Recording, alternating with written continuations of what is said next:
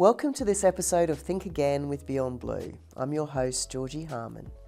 We're recording this podcast from Wurundjeri country, and we pay our respects to the traditional owners of these beautiful lands. This episode will take you through some of the basics of workplace mental health, including psychosocial hazards, with one of the leading figures in the field. Tony LaMontagne is a workplace mental health specialist with more than 4 decades experience. A Deakin University professor, he's described as the godfather of workplace mental health, advising governments, corporations and not-for-profits around the world, including the World Health Organization. And of course, more than 15 years ago, Tony contributed to Beyond Blue's pioneering work in workplace mental health. Tony, thanks for joining us. Tony, thank you so much for joining us. My pleasure. Now, Tony, we go back a way, but your relationship with Beyond Blue goes back even further, I think nearly 2 decades. Yeah. We've been leaders in workplace mental health for a long time, and dare I say it, you've been the godfather of our work. Is that okay? Well, if you want to call me Tony, godfather the patrone, but I think that's true. But you know, bringing experts like you into helping us shape our thinking, our work, how we approach businesses and workplaces, I think has really set us, you know, it was one of the magic ingredients from the start. So 11 years ago when I joined Beyond Blue, we were about to launch a major workplace initiative that was really trying to convince leaders to let us in, because we really struggled with that still. Leaders to let us in and actually talk about workplace mental health. And we did some research with PwC that's still cited today that showed the business case, the business benefit, the return on investment. Yeah. And that started to get the attention of boards and CEOs and decision makers. 11 years on, we're having to and I'm not complaining, it's the thing. It's, you know, people, boards, leadership teams are actually starting to really take this stuff seriously in ways that I don't think we've seen. Now, it's not perfect by any stretch of the imagination, and we're often focusing on wrong things. But when I think back to 20 years ago, 10 years ago, who would have imagined that we'd be here today? What do you think have been the biggest changes, and where do you think the biggest gaps still lie? Ooh, yeah, that's a small question. But I think the attention currently is, there's a couple of things. One, the regulations have caught up. Yeah. And workplaces are like, oh, you mean we have to do this now? Some workplaces are on the front foot and engaged early on. Most workplaces need the nudge. And so that's a pretty big piece. And the other thing is, a lot of the workplace mental health trend, it's a positive thing. It's finally getting attention paid to it, starting mid-2000s. And it was all about workplace mental health. A lot of people thought, well, it's about people bringing their mental illness to work. Yeah. It's about, you know, accommodating people with mental illness in a sort of anti-discriminatory way and so on. Tony, all of those years ago, 20 years ago, 11 years ago, 10 years ago, who would have thought we'd seen the changes that we have seen? I think there's a lot of a way to go, but what do you think have been the biggest changes that you've seen? And where do you think the biggest gaps still lie? Well, I think the biggest changes recently, or in the last 5 years, regulations around controlling psychosocial hazards have come in across the country. Victoria is the last state to adopt it, but you know they're moving in this way too. So that has kind of swept the nation essentially, and now it's obligatory. It's not just you should or it would be nice to do this. You need to do this. It's your legal obligation. Yeah. So that's huge. And another piece is that initially in the early 2000s, when workplace mental health as a notion came in, not psychosocial hazard control, but workplace mental health, it kind of diluted the focus. And this isn't meaning to sound critical, but I think this was kind of in hindsight, an understandable phenomenon, where the focus went to mental illness. Yeah. It didn't go to, well, what is it about work that contributes to mental illness and could protect and promote mental health? And so psychosocial hazards got sort of pushed on the side. And most of what workplaces were doing, and these were very valuable things, anti-discrimination programs, workplace mental health literacy, are you okay days, and bring in EAPs and making sure that employee assistance programs were addressing mental health concerns as well as other concerns and doing it effectively and so on. That's all focused on comes from a mental illness perspective. And of course there are elements of that are preventative. When you promote mental health literacy and anti-stigma, you're creating an environment where people can voice mental health concerns, get help earlier when we know help is more effective, so on. But psychosocial hazards got kind of pushed, and it's a little bit, I would say, convenient for employers. That's a worker problem, that's not a work problem. Yeah. And so it's easy to fall into individualizing the problem. And so I think that was a huge part of it. And now that hasn't actually worked, the tide of mental health in the workplace, the prevalence of mental disorders, the claims, stress-related claims continue to rise. It's not working. And I think what was missing is a focus on work and improving the quality of work and addressing those aspects of work that we know are harmful, that increase the risk of depression, anxiety, burnout, suicide. So many questions I want to ask you about what you just said. So I think your focus on how attention's turned to the individual, it's you. There's something wrong with you. You're flawed. You're not productive. Whatever. Highly problematic, because as we know, mental health is as much as the world around us is what's inside of us. So thank you for making that point. You talked a lot about psychosocial risks. Can you just explain for our listeners and people who are watching us what we actually mean by that? Yeah. So from a work and health perspective, I come originally from an occupational health background. I'm an occupational epidemiologist. There's a mouthful. Wow. Didn't know such a thing existed. Yeah, you're looking at one. And so, we take the example that's all too well known in Australia, asbestos. So you're exposed to asbestos at work. You can get lung cancer, mesothelioma, asbestosis from it. There's an exposure and an outcome. And when you study the exposure and you see if it's associated with an increased risk in the outcome, you say, well, let's control the exposure. That's basic occupational health.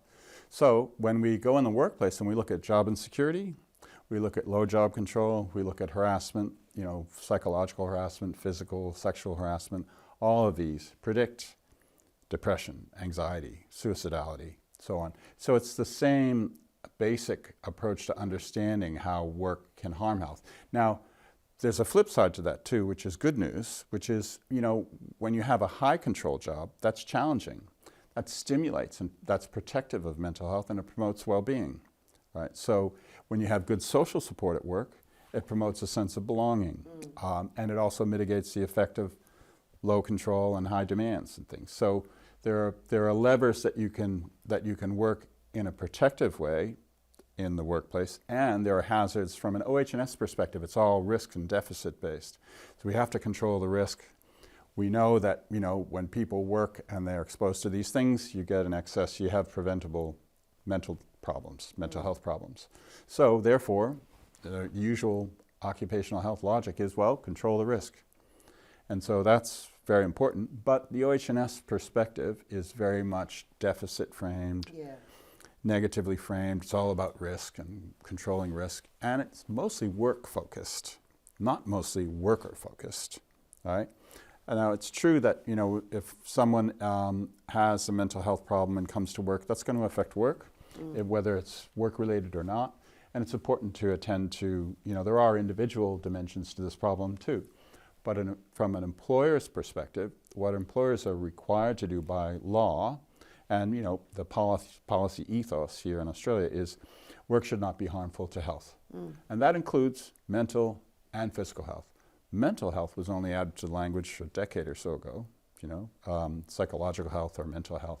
And that was quite an advance. But, why shouldn't it be? It's only logical. Yeah. The idea is you go to work, you come home to work, you're not harmed. Yeah. It'd be nice if you were even better off. Well, a lot of work is health promoting, So you talk about good work. Yeah. What does good work look like? So you talked about high control. Can you just expand on that a little bit more? Good question. So most people like a little bit of challenge in their work. because when you're challenged a little bit, you're learning new things. You're and this is expanding one yourself. sorry to interrupt, but this is one of the furphies of psychological safety at work. It's psychological safety is not the absence of stress No. or stretch. No, it's not. In fact, you it's could actually have just enough stress and stretch that Yeah. it doesn't become harmful, right? Yeah. So there is confusion out there in workplaces. Psychosocial health and safety is what we've talked about so far. That's, do you have what's your level of control in your job, the support you get, are you harassed or hopefully not, your level of security. Psychological safety is about whether in your workplace you feel comfortable to raise questions. Not necessarily say, everything's wrong here, but you have a voice and your voice is respected and heard. Doesn't mean everything you say is going to be acted upon. Yes. But if that is the ethos and the environment and the social environment in your workplace, that promotes self-efficacy. Like, oh, I had an insight here and actually it helped improve the way we do what we do. I'm okay, I'm good, I'm useful. And promoting self-efficacy promotes job engagement. Job engagement, you're a learning organization. You're using diversity, you're using everyone's insights, and drawing from all the available human capital, if you will, in your workplace, in a learning organization. And that's synonymous with psychological safety. Now, it's true that in that context, you could be overworked, right? And so that's sort of but it's really about, that's part of a quality job, and I would put that under promoting the positive aspects of work. It's really positive culture, the culture word. What's culture? Well, it's a million things to a million people, but I think everyone has a sense that it's a place you would like to work. It's a place that doesn't tend to lose their workers. It's a place where people grow, where people develop. They get great satisfaction out of that. Job satisfaction, life satisfaction. That's a health promoting job. So in a good job, you've got challenge, because do the widget, put the thing on the assembly plant over and over again. You're not learning a lot. Some jobs that's the way it is. But if you're in a role where you have some control over what you do, how do you do your job? How do you define your tasks? Simple. I remember one interview study with a receptionist, and this receptionist had, tell us about your job. I take the calls, I greet people, I do the copying, got errands to do, I got to juggle all these things, but I've got this manager who wants to micromanage me and tell me what order to do it in. I'm not an idiot. Just let me do it. I can do it much more effectively than her hanging over my head telling me, no, do it this way. So micromanagement is a classic thing. When you give people a little latitude, and sure, you got to be sure as the manager that latitude is going in the right direction, the person is doing a good thing. Most often they will. Yeah. And that builds trust and mutual respect. And especially the lower down the occupational status ladder you go, the more important respect and dignity are. Those are fundamentals in a workplace. So, you want a manageable workload, you want a bit of challenge, you want the latitude to do it in a way that you're contributing, and you can take advice, and you need the right support to get the job done, whether the support's human, supervisory, the equipment you have, the environment you're in, and those things produce health promoting work. And we've not once talked about services. What do you mean by services? In the sense of a lot of workplaces think we've got that covered. We've got an EAP. Oh, right. I've got I've got support pathways. Really important. Yeah. But we often talk at Beyond Blue about the 5 in 5, not the 1 in 5. 1 in 5 Australian workers will come to work with some kind of mental health challenge issue. Yeah. Design a workplace mental health strategy. Think about psychosocial hazards for the 5 in 5, and everybody does better. Yeah, absolutely. Yeah, absolutely. So this is that classic thing from this old guy, 1950s, 60s, Hertzberg, who said, if you want people to do a good job, give them a good job to do. It's love that. I love that. Yeah, it's so it's simple. It's a great phrase. And a good job, we just talked about what a good job is. Yeah. A good job is challenging. And this is not to say that you should go easy on people and all all of this, because some people overinterpret, oh, so now we have to make sure everybody's happy all the time. Well, no, you don't. Some of the positive stuff in the workplace can seem a little patronizing. I remember passing a 100 smiles an hour zone sign on a wall in a workplace once, and I thought, oh, maybe I should tear that down. But because it's patronizing, exactly. and it's lovely when people are happy at work. It's not about happiness; it's about contentment, dignity, and respect. Yeah. Anyway, so we. No. Beautifully put. And when we talk about psychosocial risks, we talk about what the evidence shows are the biggest drivers of workplace stressors, and which can lead to psychosocial hazards. What are the most common? So again, someone who's listening to this going, these are really big words, I don't understand. Yeah. What do team leaders, managers, leaders, workers, colleagues need to look out for? What are and work towards eliminating? So the biggies, and these would be the things that are measured in psychosocial hazard risk assessment, which is what's now regulated, and a lot of workplaces are scrambling to formally do psychosocial hazard risk assessment. So you use like a questionnaire, and they ask about, these are the biggies. Job control. Yeah. So job control is about how much latitude do you have to decide how to do your job. It's not saying you can do less or whatever. It's like, do you get some input into how you do it? And that is protective and promotes well-being as well as preventing harm. The other aspect of job control is called skill discretion. And what it says is the more skills you need to apply in a job, the more protective it is and health promoting it is. And so, the ideal job is, you've heard of probably the phrase job enrichment. Yes. That means mixing it up a little bit. Yeah. Completely monotonous work, surprise, surprise, not so good for mental health. So mixing up a little bit, a diversity of tasks, using a diversity of skills, maybe some technical skills, some people skills, to get your job done. Then you have a more rich job, and that's job control. Demands of the job, of course, are key. This is a constant refrain you see in common parlance, in workplaces, in the surveys and all, is workload. Yes. Now, a colleague of mine in business school up in New South Wales, Mike Quinlan, he said, I can summarize all the management theories for you in 3 words: more with less. That's been the trend. Everyone is monitored more and more, squeezed more and more, and at the same time, you're given less and less support to do it. So if you look at the productivity discussion that's coming up now nationally, the investment of workplaces in the training of their workers and the development of their workers falling away. And then of course we have the rising, well, it's pretty steady now, I think at around a quarter of the working population is precariously employed. Employers don't tend to invest much of anything in them beyond what they absolutely have to, because they're disposable, frankly. And that's really a problem. So precarious work is harmful to mental health as well as associated with a lot of other problems. Sure. So we're coming back to the big hazards, psychosocial hazards. So that's control and demand. Those are 2 really big ones. And when you have a job that has low control and high demands, it's sort of like having your hands tied behind your back, and that's particularly harmful. That roughly doubles the risk of depression. Wow, okay. And that affects about 1/5 of the working population. Yeah. Women more than men, because job control is still gendered, where men, even in the same job, tend to have higher control, persisting sexism in the workplace, essentially.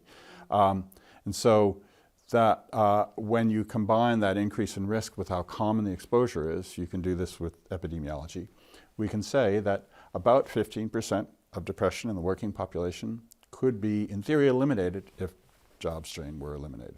Goodness. So, and then when you combine some of the other prevalent hazards, job insecurity is another biggie and quite harmful to mental health. Lower prevalence, 5% or so of the population usually feel insecurity acutely.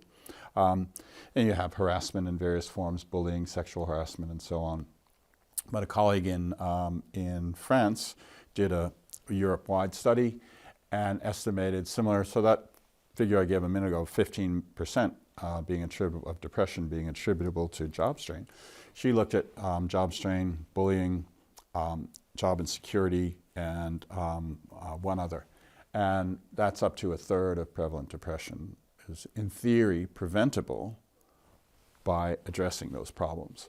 So, would we ever get to that huge of a chunk? I don't know. But the point is, it's not a small problem. No. And sadly, as much as the workers' comp system is straining and claims continue to rise and get longer and more expensive, it's only getting the tip of the iceberg. So what would you say to the business owner that says, that's all very interesting, but that's really not my problem? I've got shareholder needs to meet. Head office is saying I have to do more with less. Yeah. And this is a toughie because, this is, that same business owner probably isn't going to be swayed by the fact, well, actually the law says you're not supposed to harm people at work. You are harming people. And if and when you were to be inspected, you would need to say, well, I have assessed risks and I did identify these risks. And this is what we put in place to mitigate those risks. It's not a perfect world, and the legislation recognizes that. It's you do what you can to the extent practicable. Yes. So cops will always get shot at. That's a very sad thing, right? But that's not something you're going to eliminate. So you have to come down a little bit and mitigate those impacts. Maybe limit the amount of time cops get exposed on the beat. Whatever, this kind of thing. Some aspects of work. People work with traumatized, care workers working with victims of domestic violence and so on. Vicarious trauma, very big deal. Can you eliminate that? No, you cannot. So you've got to come up with strategies to mitigate the effects of that vicarious trauma on the care worker, on the lawyer, on the, whatever. There's many people exposed to these things in their occupations. So for example, you see that the impact in particular of exposure to trauma on AMBOs and paramedics is they really stick out in the excess suicide risk category. Repeated exposure to trauma, you can there are things you can do to try to mitigate it, but at the same time it's probably the case if we really wanted to deal with that, we'd probably have to limit the amount of trauma exposure people are currently experiencing, and that means redesigning the job. That's hard. But so is being depressed, and suicide is very hard on that person, wouldn't you know? So we're actually, we currently, I would say, do not see the burden of poorly designed work on the population. It's there, we've documented it, but people kind of don't want to see it because it's very hard to fix. So it's really a societal question. What kind of society do we want to be? So that's probably not the most compelling argument for that employer person, that fictitious employer person that you just proposed. But that's the way I see it.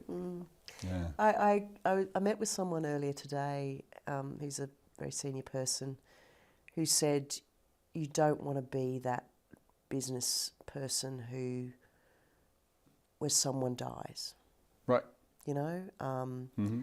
And, we often talk about, occupational health and safety, but, suicide risk, and you talked about police and emergency services just then. You do not want to be that. That changes your life. It changes your leadership. It changes everything. You don't want to learn that lesson. And I often talk about humanity at work. I think, ultimately workplaces are communities. And we try and design for to meet the regulation, and sometimes I think in that we lose our humanity, and we actually think we design systems instead of actually sitting down with the science, with the research, with the evidence, and saying to our people, what's actually what does good look like?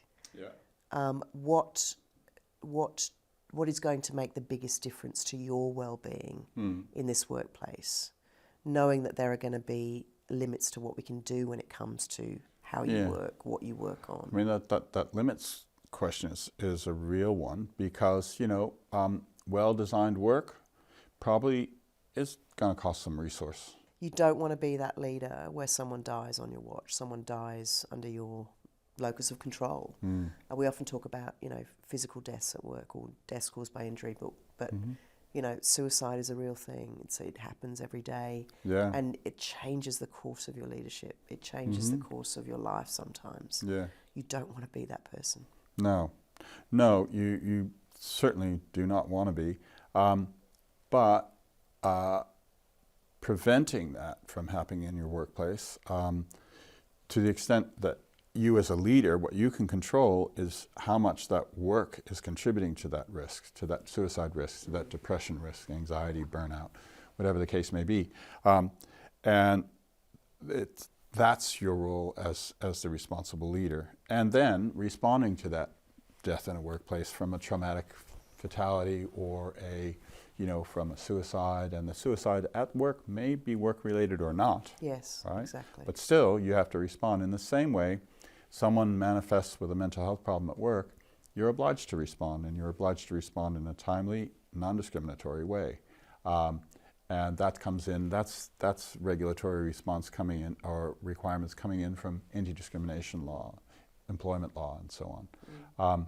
And so you need to be able to both prevent that from happening to the extent feasible through work, and you have to respond when it happens, regardless of cause. Yes. And those are those are the protect and respond arms of the integrated approach. And if you're promoting the positive as well, then you're reinforcing everything else you're doing, and you have better preventive potential. So you've mentioned the integrated model, and it's a kind of tripod, isn't it? So can you just explain what that means? Yeah. So the integrated approach to mental health grew out of working in the field. And so, in fact, one of my first trials was a Beyond Blue funded trial in a window factory in the Dandenongs. Wow. This is about 15 years ago. And when I would go in these workplaces, I would have way too much to say and way too much because it's a complicated topic. So we put ourselves a challenge, like, how are we going to distill this down and get to the point? So sometimes you'd be talking to a very sympathetic employer, health and safety or well-being or HR person. It's like, okay, we're on board. Just tell us what you're asking us to do. I'd be like, oh. And so we put our heads together, a bunch of us working around this, and we came up with the integrated approach. What we want you to do is protect people from harm, promote the positive aspects of work, and respond when people show signs of distress. Simple. Now, sounds simple. It's great elevator pitch. No jargon. Jargon-free was the requirement. Took us a while. We do speak too much jargon. And so protecting from harm means that's where the psychosocial hazard bit's coming in. As a workplace, in theory, you're providing work that is safe for physical and psychological health. And that means knowing, if your demands are reasonable, if the person is adequately supported to get the job done without getting stressed, these sorts of things. It's consonant with good management, really. And the promote the positive bit is, people like to have good workplaces where people want to work. And promoting the positive aspects of work is, what about how people support each other at work? Instrumentally, that is, helping each other get their jobs done. Emotionally, helping each other when the front of house person is stressed out by a nasty client, for example. So that social support can take various forms, and it's the glue. Social connection, we know, is fantastic, and its opposite now of loneliness has surfaced as a huge problem for mental health, including in workers, especially workers who work alone. But in the general community, as you know, it's a huge phenomenon. And so that's sort of the protect and the promote aspect. The promote aspect can also be, look, we've got somebody who's doing a particular job. If the manager had time, checking in with people is normal management practice. It's like, oh, so how's it going? So the way you do that, does that seem to work for you? Can you see a different way to do that? Or is there a better way to do that? Oh yeah, well I think we could do it this way. And actually what I really like about this job is this bit, not so much that bit. And if as a manager you're able to give the worker more of the bit that they like, you're promoting their job engagement and their productivity. And so promoting the positive is reinforces the protect arm. The third arm is respond. When people show signs of distress, you got to respond, regardless of whether it's work-related or otherwise. And you should respond in a non-discriminatory way that's timely. Timely is a tricky bit, you know. Getting in early when people are, when they're, short of a crisis is much more effective. The supports we have available are much more effective the earlier you intervene. But of course, you have to balance that with privacy and, sometimes it might be a performance problem, sometimes it might be a mental health problem. This is a challenge for managers. And this was the focus of Beyond Blue's workplace training. In the first iteration of that, going back 20 years, was a 1-hour awareness training and some skills around help offering for the general staff, and then a half-day training for managers, because you've got to be mindful of your job as a manager is not to treat someone or diagnose someone. Your job as a manager is to help that person to get their job done to the extent feasible.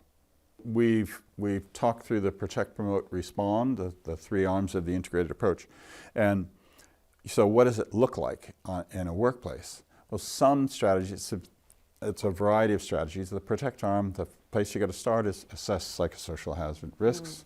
That's the regs and so on. And then you learn from that. The hard bit is then what do you do with that information? Well, people are concerned about their workloads. Well, how are we going to fix that? Well, you might have to redesign the work. You might have to hire more staff, or you might have to create a dynamic system that shifts the workload as it comes in so that you're spreading it more evenly and you're not stressing out individuals in Department X, this kind of thing. So risk management is the hard bit.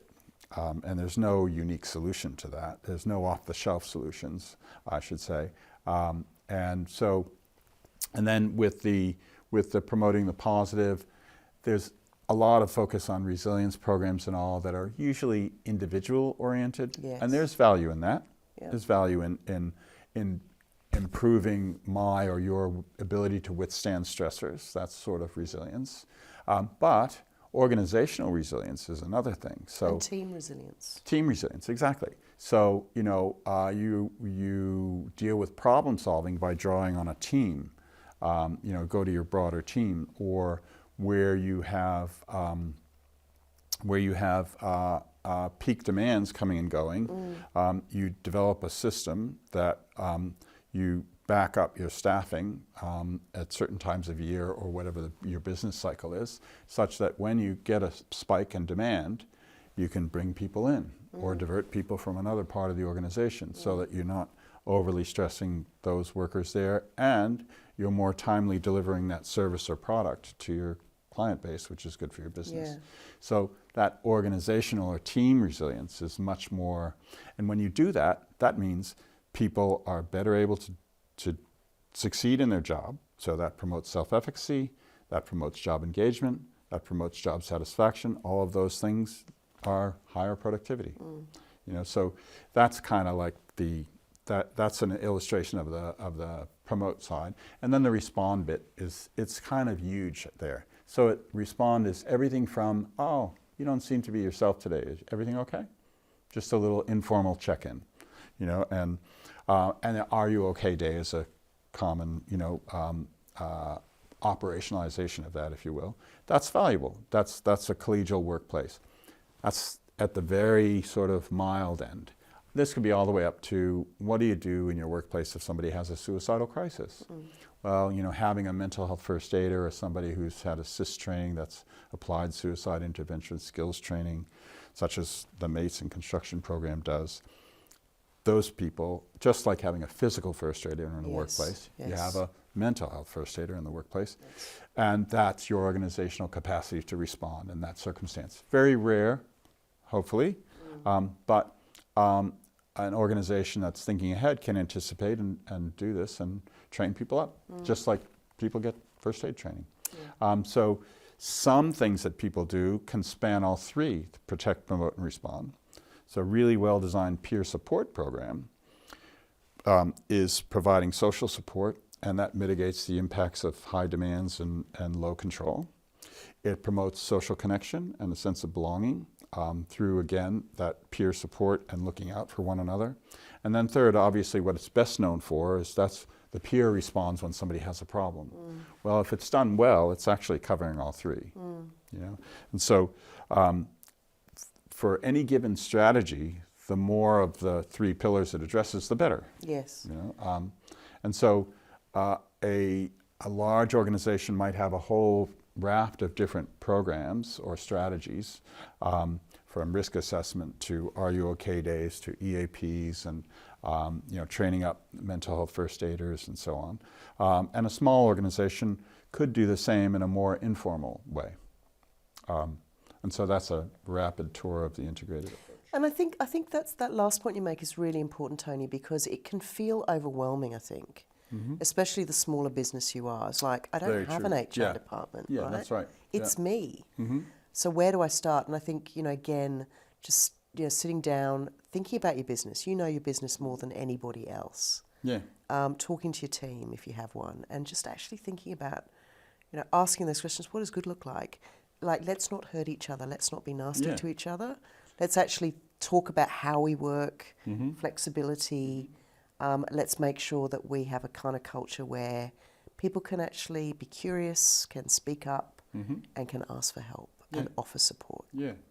And many small businesses they do have kind of a family feel. It may be literally a family or not. Yes. But yeah, of course we look after our people. Yeah. And so we did an exercise in sort of translating this wisdom of the integrated approach.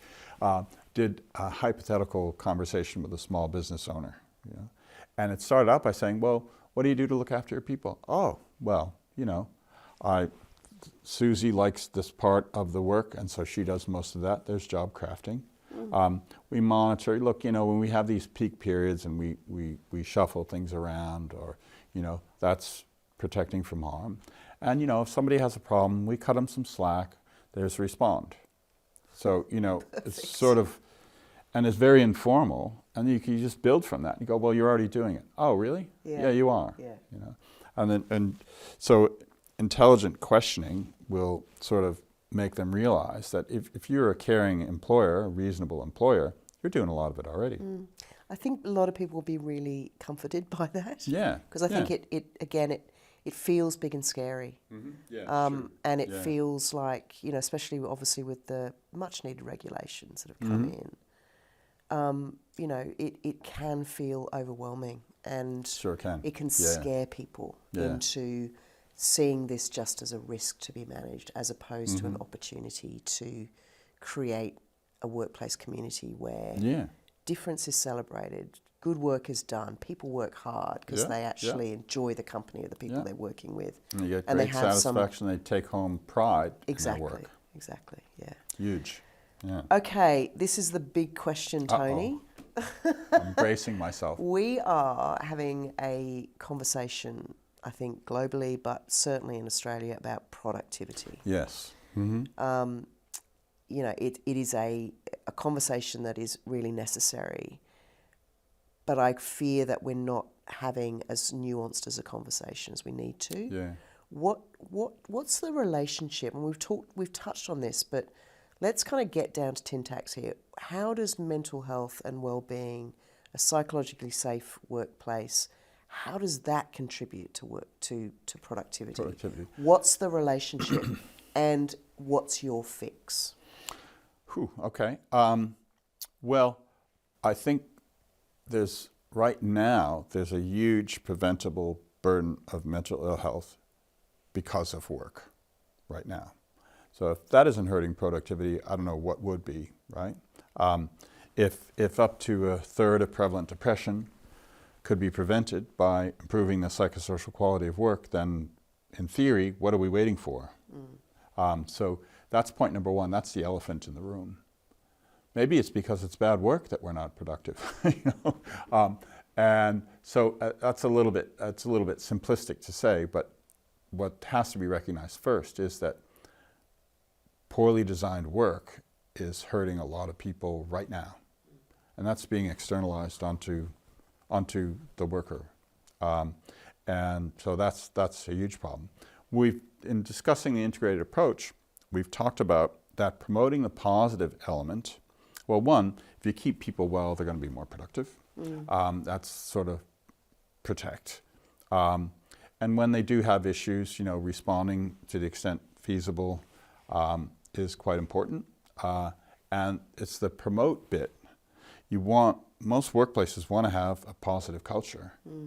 And a positive culture is a productive culture. I don't think we need to convince people of that. And so to the extent that you can give people good work to do, they'll do good work. We're overusing the quote now. It's the second time it came up. But, from Hertzberg in the 1950s, if you want someone to do a good job, give them a good job to do. And if they have a good job and they're doing well at it, that's productivity. So that maybe I'm staying too high a level, but it would be attending to the quality of work that we offer in terms of promoting well-being as well as protecting mental health. The risk focus, the regulatory focus is preventing harm. That's all well and good. That's part of productivity too. But the sweeter spot would be thriving, giving people jobs that are challenging, that bring out the best in people, and then you'll get your optimal productivity. Tony LaMontagne, it has been an absolute delight talking to you. You are the godfather. We're very grateful for your wisdom today, and thank you so much. It's my pleasure. It's been great working with Beyond Blue, and may the show go on. Thanks, Georgie. Thanks for tuning in to Think Again with Beyond Blue, giving you a fresh take on the big questions in mental health and wellbeing in Australia. You can write and review us and find more episodes wherever you get your podcasts. And if this discussion has raised any issues for you, don't forget the Beyond Blue support service is available 24/7, free of charge, on 1300 22 46 36, or visit our website.